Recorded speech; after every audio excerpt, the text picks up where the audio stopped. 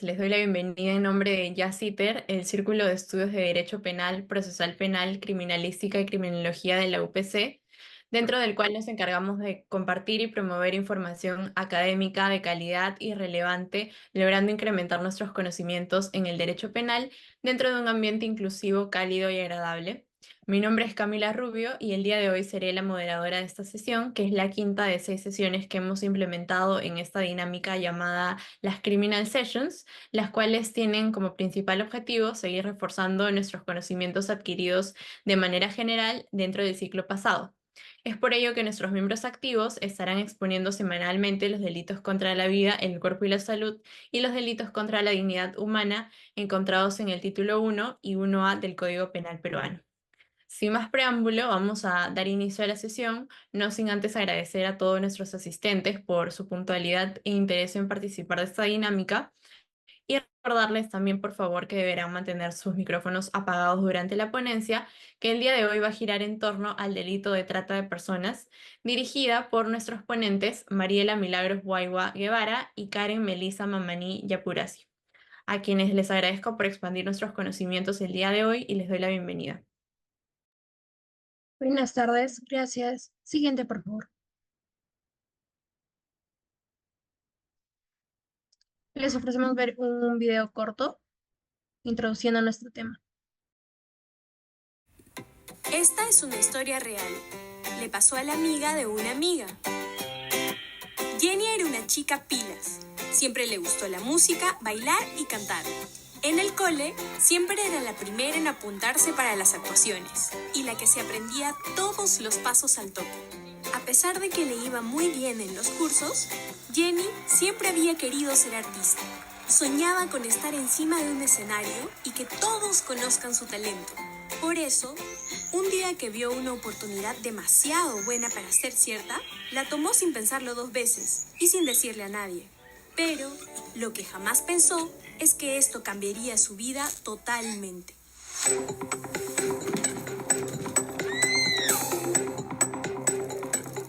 ¿Y tú?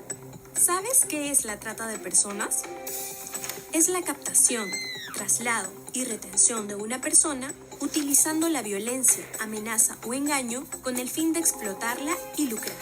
Sus principales etapas son captación, traslado y retención. ¿Cuáles son las principales formas de captación? Así como le pasó a Jenny, existen muchas maneras de captar a las víctimas. Falsas ofertas de trabajo, falsas oportunidades educativas y también la seducción. Pero, ¿con qué finalidad se captan a las víctimas? Explotación sexual, explotación laboral, mendicidad, extracción o tráfico de órganos, venta de niños y adolescentes, esclavitud. Inicialmente debemos delimitar qué se entiende por trata de personas. Comprenderemos que históricamente, tal como alega el doctor Meini, este término da inicio a causa de explorar las nociones de esclavitud y la dación de los primeros instrumentos internacionales sobre trata de personas que, inspirados inicialmente en ideas abolicionistas de la esclavitud y la trata de esclavos, incluían la esclavitud sexual, siendo que la Convención sobre la Esclavitud de 1926 de la Sociedad de Naciones definió a la esclavitud como el estado o condición de una persona sobre la cual se ejercen los atributos del derecho de propiedad o alguno de ellos. Además, la trata de esclavos incluye cualquier acto de captura, adquisición o transferencia de una persona para venderla o intercambiarla. Cualquier acto de transferencia por venta o intercambio de un esclavo adquirido para venderlo o intercambiarlo y en general cualquier acto de comercio o transporte de esclavos. En consecuencia, la Declaración Universal de Derechos Humanos de 1948 declaró en su artículo 4 que nadie estará sometido a esclavitud ni a servidumbre. Por tanto, la esclavitud y la trata de esclavos se estipularon prohibidas en todas sus formas. Teniendo en cuenta lo mencionado, el delito de trata de personas o en doctrina también llamado compraventa de seres humanos, ya se hacía conocido anteriormente por considerarse como la esclavitud más antigua del mundo, tal como lo menciona Castro. Asimismo, doctrinalmente se entiende que la trata de personas abarca todas las formas de explotación que benefician a un tercero, empleando amenazas, fuerza, coacción, rapto, fraude, engaño, abuso de poder o aprovechamiento de situaciones de vulnerabilidad con fines de explotación. Esta explotación incluye al menos la explotación de la prostitución ajena u otras formas de explotación sexual, trabajos o servicios forzados, esclavitud o prácticas análogas y servidumbre y extracción de órganos. Precisando que el término se diferencia del tráfico, porque en el caso de ser un tráfico de personas estaría orientado específicamente al hecho de explotación mayormente de inmigrantes, de esta manera violando las leyes del Estado en prima facie. Tendremos entonces que el tráfico siempre implica el cruce ilegal de fronteras, mientras que la trata puede ocurrir tanto dentro de un país como a través de fronteras internacionales. Por consiguiente, al referirnos en conjunto al término de trata de personas, nos estaremos refiriendo a una violación a los derechos humanos de una persona. En términos numéricos, si clasificamos globalmente por géneros, en el contexto de la trata de personas con fines de explotación sexual, el 98% corresponde a mujeres y niñas, del cual el 50% comprende menores de edad. En cuanto a la trata con fines de explotación económica o laboral, el 56% son mujeres y niñas, mientras que el 44% son hombres y niños, según los informes de la Organización Internacional del Trabajo, OIT. En el Perú, el Observatorio de Criminalidad del Ministerio Público indica que la trata de personas es un delito donde las principales víctimas son mujeres, 44%, en un 44%, y niñas, niños y adolescentes en un 56.5%. Esto resalta la importancia de adoptar un enfoque basado en el género y la intergeneracionalidad en todas las medidas destinadas a combatir este delito. La mayoría de los perpetradores en el caso de este delito son hombres, en un 52%, aunque un 36% de los casos involucra a mujeres y en un 12% de los casos no se tiene información. Las víctimas, en gran medida, son sometidas a explotación sexual en un 41.6% y a explotación laboral en un 14.5%. Siguiente diapositiva, por favor. Por otra parte, realizando un análisis cuantitativo en el ámbito peruano y de cierta forma con un enfoque de género, según la INEI en 2021, en Perú en el año 2020, del total de denuncias registradas, 342 muestran que las presuntas víctimas son mujeres, de las cuales el 50.6% tenía entre 18 y 29 años de edad, el 40.9% eran menores de 18 años de edad y el 8.5% tenía de 30 años o más. En el año 2019, las mujeres víctimas representaron un 86.8% del total de denuncias, de las cuales el 56.6% tenía entre 18 y 29 años de edad. El 37.3% eran menores de 18 años de edad y el 6.1% tenía entre 30 y 59 años de edad. Gracias a estos datos se puede dilucidar que, si bien entre el año 2019 y 2020 ha habido una disminución en el porcentaje correspondiente a las mujeres víctimas de entre 18 y 29 años de edad, empero con un índice negativo se puede observar que ha habido un aumento gradual entre ambos años con relación al porcentaje de mujeres víctimas menores de 18 años y de mujeres víctimas comprendidas con edades de 30 años o más. Siguiente diapositiva, por favor. En nuestra legislación peruana, el delito de trata de personas se considera como un tipo penal especial, que se encuentra dentro de los delitos no convencionales, precisando que el presente delito se encuentra comprendido en el libro segundo de la parte especial de delitos del Código Penal peruano, en su título 1A, denominado Delitos contra la Dignidad Humana, desde el artículo 129A hasta el artículo 129B, correspondientes al capítulo 1 del ya mencionado título. Este delito ha ampliado su marco criminal al estar relacionado con otros delitos, tales como el lavado de activos, la explotación sexual, el tráfico de órganos y el cohecho. Esta interconexión le confiere características propias de la delincuencia organizada transnacional. Asimismo, este delito objeto de estudio tiene su propia ley, la cual es la ley número 28.950, que rige desde el año 2007, titulada Ley contra la Trata de Personas y el Tráfico Ilícito de Migrantes, y la ley número 30.251, que perfecciona la tipificación del delito de trata de personas. Señalar también que este delito está incluido en la Convención de las Naciones Unidas contra la Delincuencia Organizada Transnacional. No, lo voy a hacer.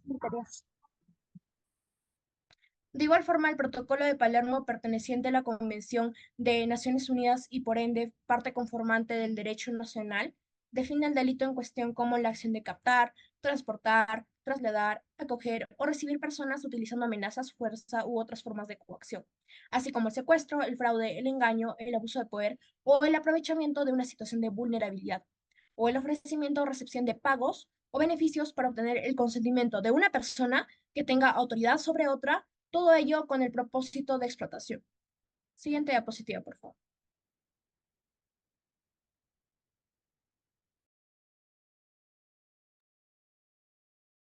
Bueno, a continuación se darán a conocer las características del delito de la trata de personas como tipo penal. De acuerdo al Ministerio de la Mujer y Poblaciones Vulnerables, el delito de la trata de personas se trata de un delito complejo, dado que representa una afectación a varios derechos humanos, entre ellos el derecho a la vida, el derecho a la dignidad, el derecho a la libertad, a la seguridad, integridad, salud, entre otros. Como primer aspecto característico del tipo penal de la trata de personas, tenemos al BJP, bien jurídico protegido. Por bien jurídico protegido hacemos referencia a aquel derecho intrínsecamente protegido por la norma. Actualmente en la doctrina peruana no existe un consenso en la determinación del bien jurídico protegido del delito de la trata de personas. Esta disyuntiva se ha visto representada a través de la adopción de tres posturas. La primera postura acoge a la libertad ambulatoria. Esta postura se encuentra desarrollada por la Corte Suprema a través del Acuerdo Plenario número 3-2021-CJ-116, en donde se establece a la libertad personal como bien jurídico protegido del delito de la trata de personas. Es decir, aquella capacidad de autodeterminación que tiene la persona para poder tomar sus propias decisiones en torno a su proyecto de vida. Esta libertad como BJP, bien jurídico protegido, se encuentra fundamentado justamente en las conductas y en los medios utilizados para la comisión del hecho delictivo. Como segunda postura tenemos a la dignidad humana. Esta postura mayormente es aceptada por la doctrina internacional, así también como por el Tribunal Constitucional peruano. Y prácticamente este enfoque se basa en que toma la dignidad no como un derecho en sí mismo, sino como el pilar, la base de la construcción para la protección de todos los demás derechos. Por último, tenemos la tercera postura, que establece al delito de trata de personas como un delito pluriofensivo. Pero, ¿qué es un delito pluriofensivo? Cuando hablamos de un delito pluriofensivo, hablamos de un delito que no solamente transgrede un hecho, sino un conjunto de ellos. En tal sentido, el delito de trata de personas como delito pluriofensivo quiere decir que transgrede a más de un bien jurídico, a más de un bien jurídico protegido, de manera simultánea. Para algunos autores que sostienen esta postura, el delito de la trata de personas se trata de un delito de lesa humanidad. Por tanto, afecta a un conjunto de derechos como tal, y en los cuales cada bien jurídico protegido va dependiendo y va variando según la modalidad de explotación con la que se da la trata de personas. En el contexto del delito de la trata de personas, las víctimas son tratadas como simples objetos con el propósito de comercializar o obtener beneficios económicos a costa de ellas. Este proceso mercantilista despoja a la persona humana de su capacidad de actuar de manera libre y autónoma, sometiéndola a actos inhumanos, humillantes y sobre todo privándoles de aquella capacidad de autodeterminación. Siguiente, por favor.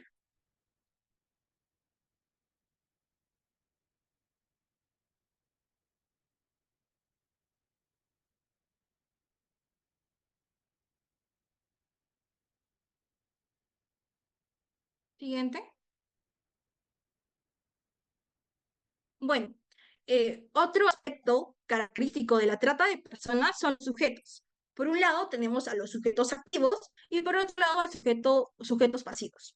Dentro del sujeto activo se configura aquella persona física que ejecuta la conducta típica o aquella que contribuya en la realización de la misma. El delito de la trata de personas en su forma base se trata de un delito común, dado que el sujeto activo, la persona que lo realiza, no es necesario que tenga alguna condición especial para cometer el hecho delictivo. En cambio, el delito de trata de personas en su forma agravada se trata de un delito especial, dado que en esto se establecen supuestos en donde se configura un sujeto activo calificado. Para efectos de delimitación del sujeto activo, también se toma en cuenta la participación de los agentes intervinientes, como por ejemplo los cómplices primarios e instigadores, que promocionen, favorezcan, financien o faciliten la acción delictiva. Por otra parte, tenemos al sujeto pasivo, que es aquella persona titular del bien jurídico protegido, específicamente la persona víctima que está siendo objeto de captación, traslado, transporte, acogimiento y recepción y retención en lo que refiere al delito de personas. Como tal, no se requiere una acción especial para ser sujeto pasivo del delito de la trata de personas. Cualquier persona puede ser víctima de este delito, ya que no importa el sexo o condición social entre factores internos o externos. Bueno, para algunos autores, el delito de trata de personas se trata de un delito de lesa humanidad, en donde el sujeto pasivo se ve representado justamente por la comunidad internacional. Siguiente, por favor.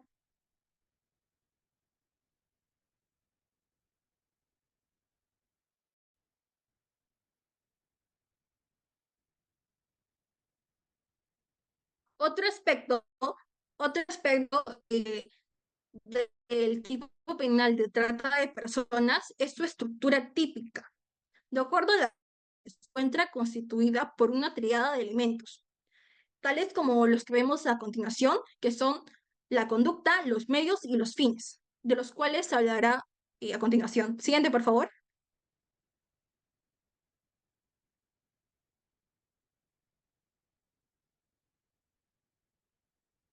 Dentro de esta configuración tripartita de la estructura típica del injusto penal de la trata de personas están las conductas, en las cuales tenemos inmersas las conductas de captación, transporte, traslado, acogida, recepción y retención.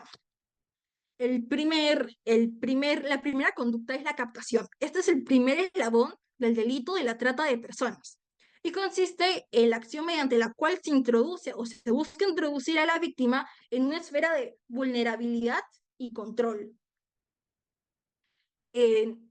Mediante esta conducta, el sujeto activo, el tratante, buscará ganar la voluntad de la víctima a través de la atracción, reclutamiento, entusiasmo, todo ello para hacerla vulnerable justamente para la comisión del hecho delictivo de la trata de personas.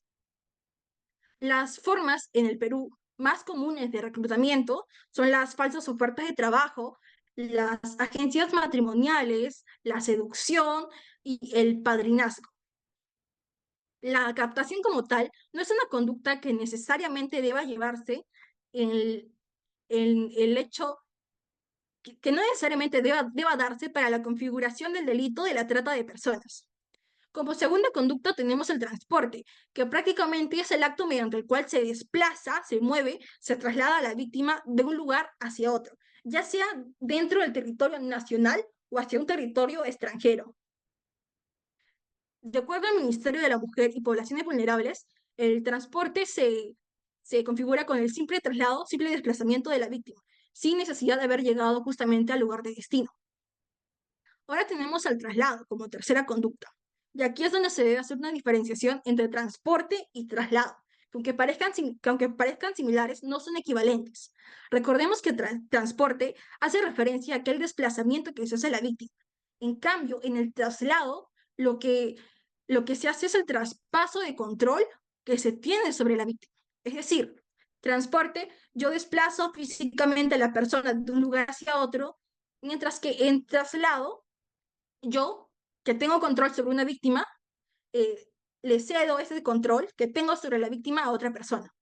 Mayormente los medios más comunes en los cuales se da origen a este control sobre la víctima es a través de la violencia, la amenaza, la manipulación de información, el secuestro de documentos, el endeudamiento o el enganche. Como cuarta conducta del tipo penal del delito de trata de personas tenemos a la acogida, que prácticamente consiste en admitir en tu domicilio a aquella persona que es víctima de trata. Esta acción representa un alojamiento transitorio, también llamado provisional, que se le da a la víctima en el periodo de traslado entre el lugar de captación hasta el lugar de recepción. Por otra parte, tenemos la quinta conducta, que es recepción. De acuerdo al Juzgado Penal Colegiado A de la Corte Superior de Justicia de Piura, la recepción consiste justamente en el recibimiento u hospedaje de las víctimas. Para la jurisprudencia peruana, tanto la acogida como la recepción aluden a la acción del trato que se le da a la víctima durante su traslado. Por último, como la última conducta característica de ese tipo penal, tenemos la retención, la cual consiste prácticamente en la privación de la libertad que se hace a la persona, al sujeto pasivo, mediante el uso de medios comisivos tipificados en el artículo 129A del Código Penal peruano. Para efectos de la retención, basta únicamente que el sujeto activo intervenga en la esfera personal del sujeto pasivo para que se configure esta conducta como tal. Siguiente, por favor.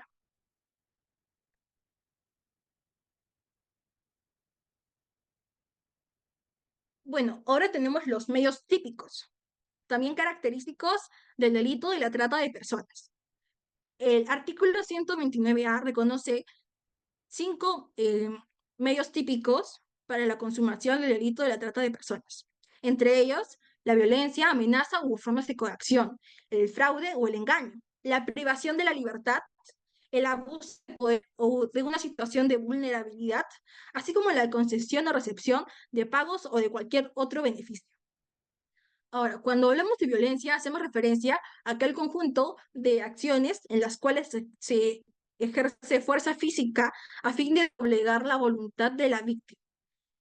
Aunque la Real Academia Española define a la violencia como aquella aplicación de medios violentos hacia personas o cosas para quebrantar la resistencia de algo, el Ministerio de la Mujer y Poblaciones Vulnerables ha establecido que para efectos de definición jurídica del término violencia no es necesario, no es adecuado incluir el término resistencia, dado que se daría un criterio limitativo en cuanto a interpretación.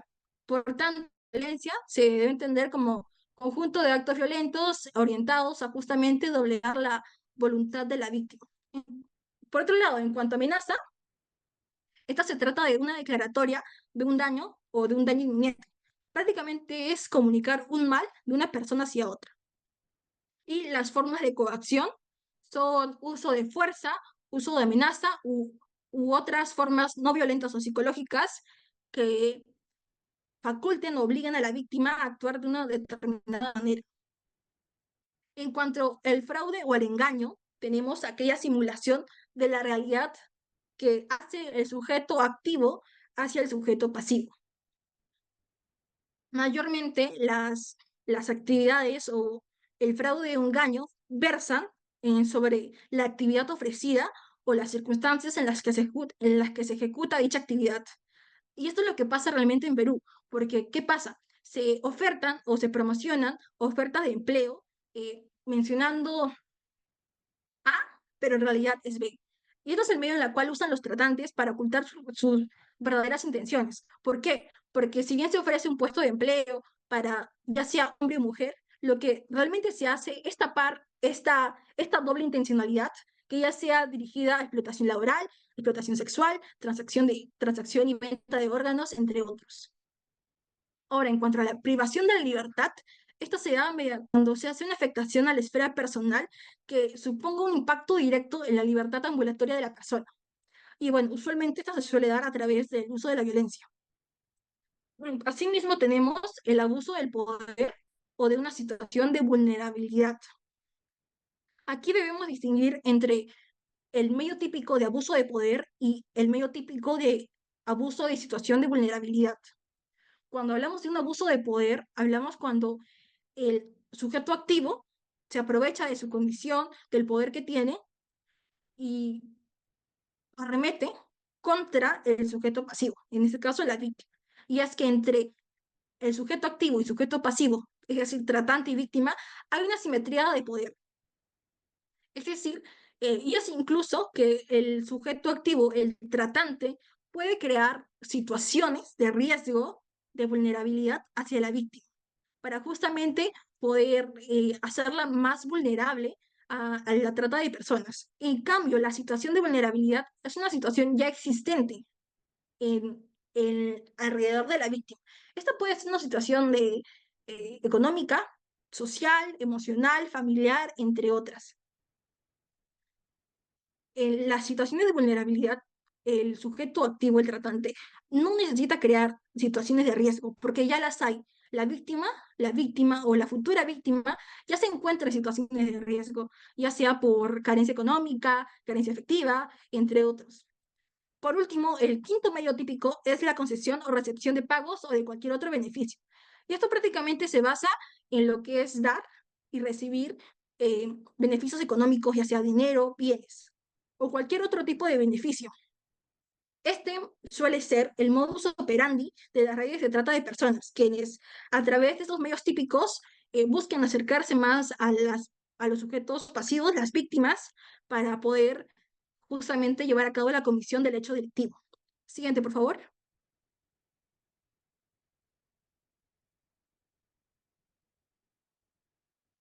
Ya.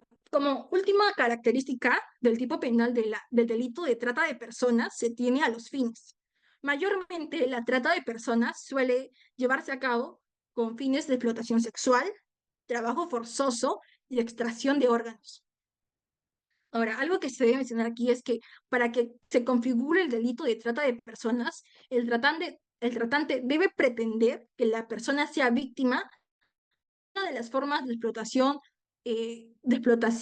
que sean compuestas o que sean establecidas en el tipo penal, en este caso, artículos 129A y 129B del Código Penal peruano. No siendo necesario para tales efectos que la explotación como tal se materialice. Ahora, por otro lado, de acuerdo a la Organización Internacional para las Migraciones, se puede clasificar a la trata de personas a base de ciertos criterios. Algunos de estos criterios son según el medio empleado y según el lugar de destino. Según el medio empleado tenemos a la trata forzada, a la trata fraudulenta, a la trata abusiva. Y según el lugar de destino tenemos a la trata interna, a la trata internacional y a la trata mixta.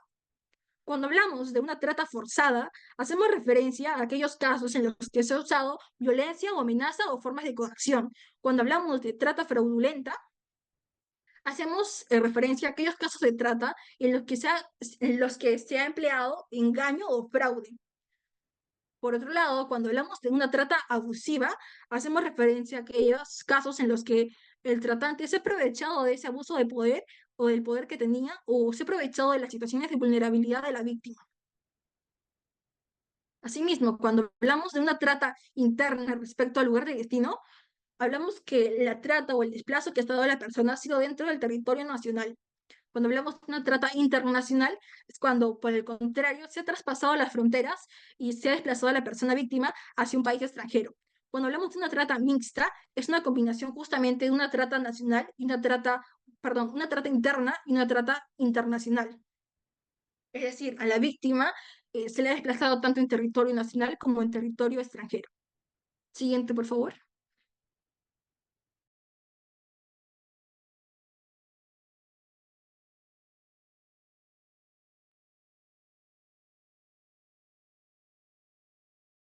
El delito de trata de personas en su forma básica. Teniendo en cuenta lo que ya se ha venido introduciendo, el delito de trata de personas en su forma básica se encuentra regulado en el artículo 129A, compuesto por 5 incisos de los cuales se podrá analizar individualmente. En primer lugar, en su inciso 1, siguiente diapositiva, por favor.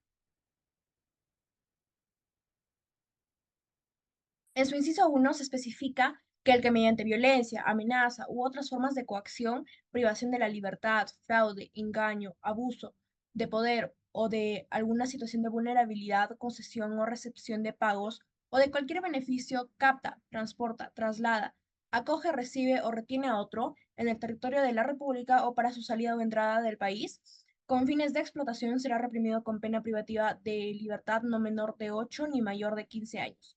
Teniendo en cuenta esto, se comprenderá que la comisión del delito de trata de personas no necesitará que la explotación sea realmente efectiva para que se pueda imponer una sanción o pena, sino que bastará con haber accionado acorde a los medios y finalidades inicialmente mencionadas para reconocer el delito como tal.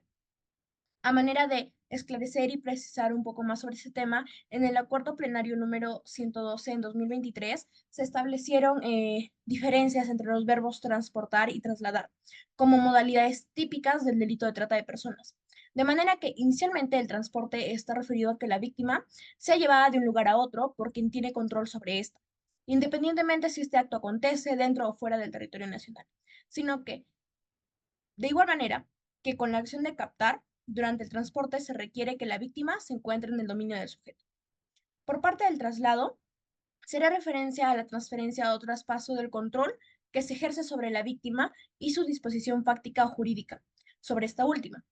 Esta interpretación proviene del Protocolo de Palermo, al momento de hacer alusión a que se comprenderá como trata de personas a la concesión, recepción de pagos o beneficios con la finalidad de obtener el consentimiento de una persona que posea autoridad sobre otra. De modo que el traslado no supone el movimiento de la persona, sino el desplazamiento del poder que existe sobre ésta, como por ejemplo cuando un padre o madre entrega a su hijo a una tercera persona con la finalidad de que ésta sea explotada. Siguiente diapositiva, por favor.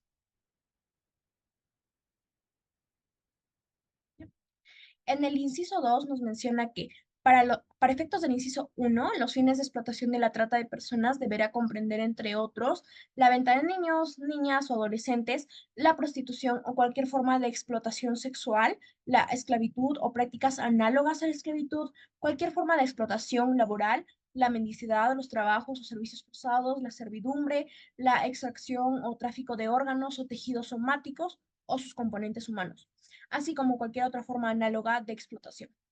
Siguiente diapositiva, por favor. En el inciso 3 se establece que, de igual forma, la captación, transporte, traslado, acogida, recepción o retención de niño, niña o adolescente con fines de explotación se considera trata de personas incluso cuando no se recurra a ninguno de los medios previstos en el inciso 1 del artículo ya mencionado, 129A.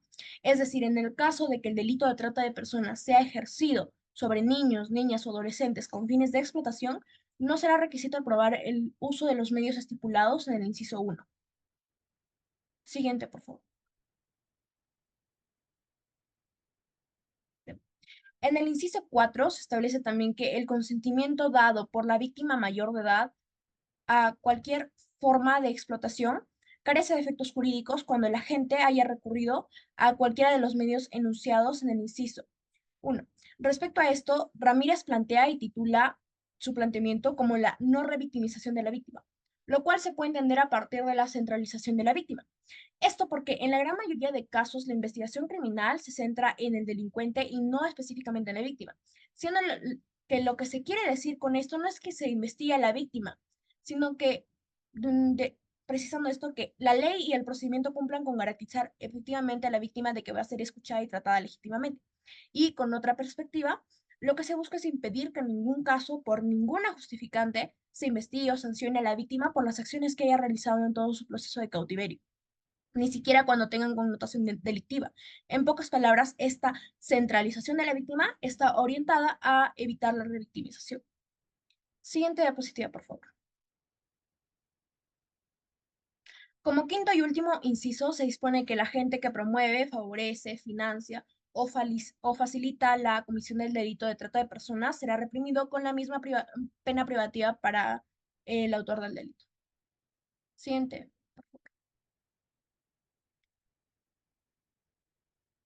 Bueno, ahora como caso práctico tendremos a la víctima Violeta, de 19 años de edad, quechohablante, quien había perdido a sus padres y siendo las 2 de la tarde del 10 de agosto de 2024, se encontraba en busca de un empleo para poder solventar su día a día.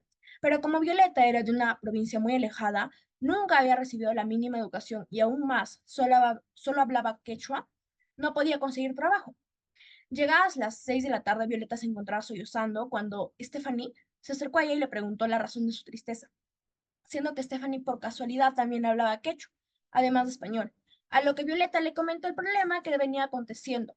Pasados los minutos, Stephanie, con una figura empática, logra ganarse la confianza de Violeta y le ofrece trabajar en su local nocturno llamado Pecados, para lo cual en primera instancia Violeta se niega, desconociendo el rol que estaría cumpliendo. Por lo que en segundo lugar, Stephanie le explica y le dice, solo deberás trabajar en este lugar acompañando a caballeros, señores que concurren y distraerlos un poco, haciéndolos reír para que olviden el estrés, para lo cual te parece 1.200 soles mensuales. Sabiendo esto, Violeta acepta, siendo ya las 7 de la noche y ambos se dirigen al bar. De tal forma, Violeta cumplía con su trabajo, teniendo que sobre ella se ejercía no solo explotación, digamos, laboral, sino también explotación sexual. Y en fechas de 18 de agosto, la víctima sale de este lugar. Sin embargo, al no tener ningún familiar o conocido y no poder conseguir un empleo, regresa al bar consintiendo todos los hechos ilícitos por su situación hasta el 30 de agosto, cuando el local fue intervenido por las autoridades policiales. Veamos entonces que Stephanie, en calidad de empleadora y siendo sujeto activo, ha cometido el delito de trata de personas en su forma básica, teniendo en cuenta el artículo 129A en su inciso 1, mediante el aprovechamiento de la situación de vulnerabilidad de la víctima, tomando en consideración el inciso 3 del mismo artículo, refiriéndonos a que el consentimiento dado por la víctima mayor de edad a cualquier forma de explotación carece de efectos jurídicos cuando el sujeto activo ha concurrido en alguno de los medios aludidos en el inciso 1. Siguiente diapositiva, por favor. Bueno, en la presente diapositiva se puede ver las formas agravadas del delito de la trata de personas, la cual se encuentra establecida en el delito 129 del Código Penal peruano. La presente diapositiva es simplemente a modo de visualización. A continuación se explicará cada uno. Siguiente, por favor. Bueno, en la diapositiva anterior se ha visto las formas, la trata de personas en su modalidad agravada. A continuación se dará a conocer el artículo 129B del Código Penal peruano, el cual establece lo siguiente. La pena será no menor de 12 años ni mayor de 20, de pena privativa de libertad e inhabilitación, conforme al artículo 36, inciso 1, 2, 3, 4 y 5 del Código Penal, cuando estableciendo 7 supuestos. Supuesto número 1, el agente comete el hecho abusando del ejercicio de la función pública. Supuesto número 2, el agente es promotor, integrante o representante de una organización social, tutelar o empresarial que aprovecha esta condición y actividades para perpetrar este delito. Supuesto número 3, existe pluralidad de víctimas. Supuesto número 4, la víctima tiene entre 14 y menos de 18 años de edad o es incapaz. Supuesto número 5, el agente es cónyuge, conviviente, adoptante, tutor, curador, pariente, hasta el 4º grado de consanguinidad o segundo de afinidad, o tiene la víctima a su cuidado por cualquier motivo o habita en el mismo hogar. Supuesto número 6, el hecho es cometido por 2 o más personas. Supuesto número 7, la víctima se encuentra en estado de gestación. Siguiente, por favor. Asimismo, el artículo 129 también establece que la pena será privativa de libertad no menor de 25 años cuando se produzca la muerte, lesión grave o se ponga en inminente peligro la vida y la seguridad de la víctima. ¿Sí? La víctima es menor de 14 años de edad o padece temporal o permanentemente de alguna discapacidad física o mental. Y 3, si la gente es parte de una organización criminal. Bueno, para efectos de comprender estos agravantes del delito de la trata de personas, a continuación se presentará un caso práctico. Siguiente, por favor. Bueno, este es el caso de Juan. Juan es un adolescente de 15 años con discapacidad mental, que hace 6 meses había sido reportado como desaparecido. Recientemente fue encontrado en un taller clandestino en donde trabajaba bajo condiciones extremas, sometido a jornadas laborales abusivas, como maltratos físicos y verbales continuos. En las declaraciones dadas por el menor, Juan, indica que el día de su desaparición había acordado con 2 personas para coordinar sobre la compra de algunos accesorios para su celular. Al llegar al lugar, se encuentra con 2 sujetos, Pepe y Luis, quienes lo retienen y lo trasladan a un almacén en donde lo mantienen en cautiverio. Tras investigaciones realizadas, se descubre que Pepe y Luis, alias Los Diablos, eran parte de una organización criminal llamada Los Hijos del Caos, una organización dedicada a la trata de personas, tráfico de órganos, así como la comercialización y distribución de estupefacientes. Cabe decir que Pepe y Luis trabajaban en conjunto con otros miembros de la organización, quienes colaboraban con la identificación, captación, así como el traslado de las víctimas. Siguiente, por favor. Bueno, tomando en cuenta el caso anteriormente expuesto, a continuación se dará la identificación de los agravantes en el presente caso. Como se podrá observar, se han identificado 5 agravantes: edad de la víctima, la discapacidad mental, la organización criminal y la pluralidad de agentes, así como también la exposición del peligro a la vida, del peligro de la vida y seguridad.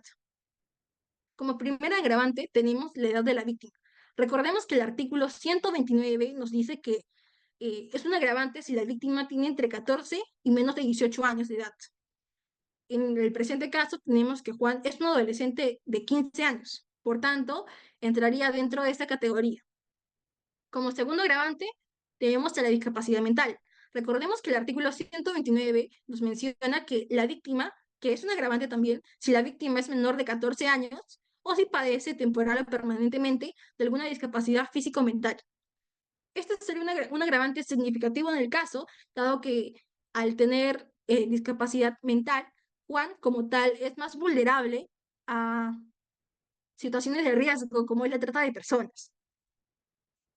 Como tercer agravante tenemos a la organización criminal, que también se encuentra tipificado como un supuesto de agravante en el artículo 129b. En este caso, la participación de Luis y la participación de Pepe en una organización criminal denominada Los Hijos del Caos es también otro agravante del caso, dado que recordemos que las organizaciones criminales tienen una estructura compleja y además también de recursos, ¿no?, que les permiten justamente perpetuar y ampliar sus actividades ilícitas, afectando a su vez de manera múltiple a diversas víctimas. Otro agravante es la pluralidad de agentes.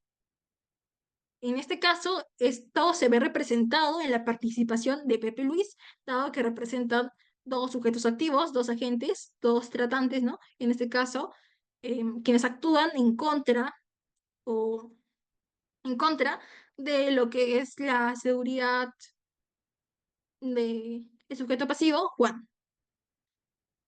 Y por último tenemos a la exposición al peligro de la vida y seguridad. Esto se ve representado en las condiciones extremas y maltratos físicos y verbales que recibe Juan durante su periodo de cautiverio, en especial en la explotación laboral que sufre al trabajar en un almacén, en un taller clandestino. Este agravante como tal también se encuentra tipificado en el artículo 129 del Código Penal peruano. Siguiente, por favor.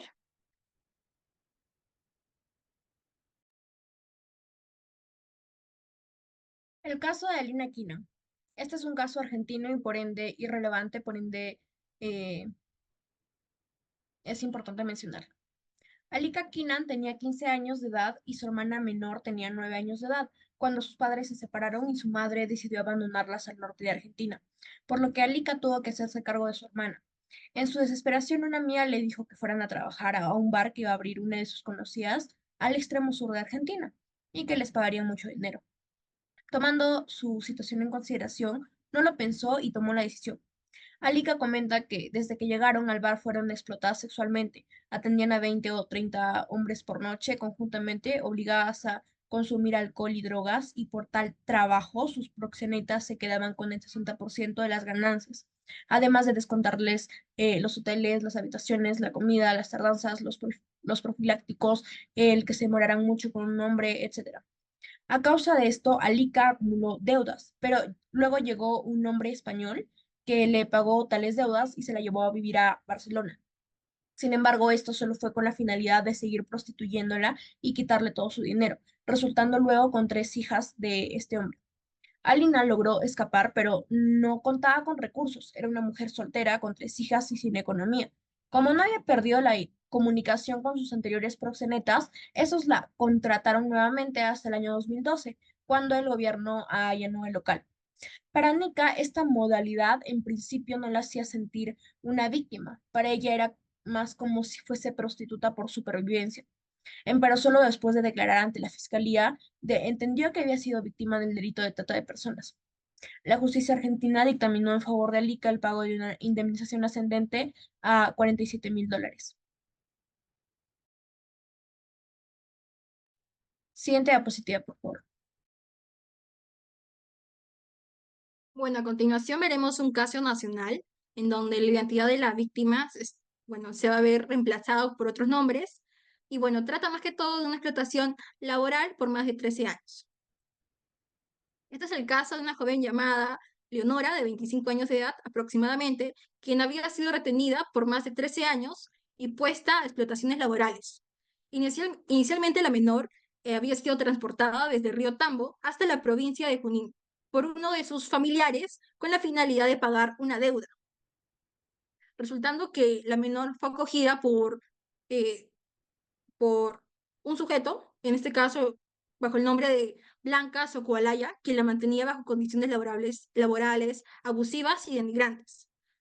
Fue cuando, después de 13 años, los vecinos de la zona se alertan de esta situación y justamente realizan la denuncia de este caso. Y es que los efectivos policiales, después de la alerta recibida por los vecinos, es que pueden rescatar a, a Leonora de este caso de trata de personas con la finalidad de explotación laboral. Actualmente este caso todavía sigue en investigaciones, a pesar que ya se han mostrado más de medios probatorios, pero bueno, todavía siguen en investigaciones. Gracias por escucharnos. Muchas gracias. Gracias, Karen. Muchas gracias, Mariela. Vamos a continuar con la apertura de las preguntas que han podido surgir durante esta excelente exposición. Para lo que le pido a nuestros asistentes que si tienen alguna duda y desean hacerla mediante el uso del micrófono, lo habiliten para hacer las preguntas de forma ordenada y respetuosa, o también pueden utilizar el chat y yo voy a estar leyendo las preguntas para que nuestros ponentes nos ayuden a resolver las dudas. Bien, veo por el chat que Valeria y Yamil nos hacen preguntas. La primera es, ¿cuál es la diferencia entre el delito de trata de personas y de explotación de personas? Bueno, respondiendo a esta primera pregunta, hay 3 diferencias claves entre ambos delitos. La trata de persona es un delito que abarca todo el proceso, mediante el cual una persona es captada y trasladada con el fin de ser explotada. Es un delito que puede involucrar múltiples etapas y actores. Y la explotación de personas como resultado. O sea, la explotación de personas es el delito que se comete al final del proceso de trata o en situaciones donde se somete a alguien a condiciones de explotación. Es como decirte, es el último fin que la trata busca alcanzar, pero también puede ocurrir sin la etapa previa de trata de personas, ¿me entiendes? Y pues también ambos tienen una tipificación normativa separada. Bueno, asimismo también se puede decir que la explotación podría ser parte del delito de trata de personas. Es decir, eh, la trata de personas como tal tiene distintas finalidades, ¿no? Por parte de las personas tratantes, la explotación laboral, la explotación sexual. Es decir, si bien la explotación puede ser parte, no siempre es igual, o sea, no es igual. Porque también la trata de personas pueden ir orientadas a otros fines, tal y como es el tráfico de órganos. En tal sentido, este, son conceptos que si bien se encuentran relacionados, no son equivalentes. Además, recordemos también que la trata de personas como delito conlleva distintas conductas y medios comisivos en lo que es la ejecución de la acción delictiva. De concluir con la sesión, vamos a dar inicio a un pequeño quiz que han preparado nuestras ponentes para todas las personas que hemos estado presentes en la exposición de hoy. Podamos participar por los primeros puestos, unas entradas, unos pases libres para el primer evento de Jazz Sitter. Entonces, a continuación voy a estar pasando el link y el código para que todos se puedan unir y puedan participar de este quizzes. Lo voy a pasar tanto por el chat de WhatsApp como por el chat de la reunión en un minuto.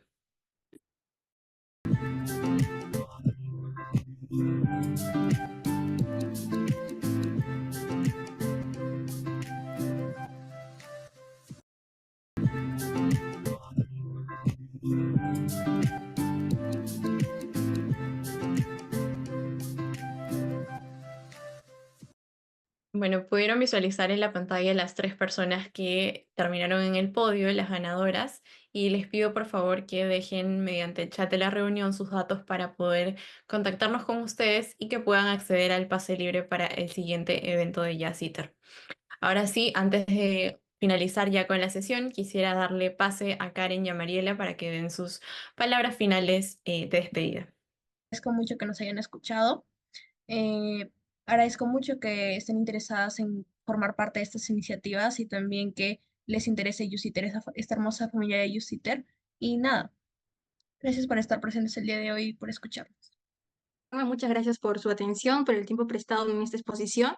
Asimismo, les motivo a seguir estudiando, repasando temas de derecho penal, justamente para poder incrementar, ¿no?, nuestros conocimientos y generar nuevos aprendizajes. Les motivo a seguir participando de estas iniciativas, actividades llevadas a cabo por Yaciter.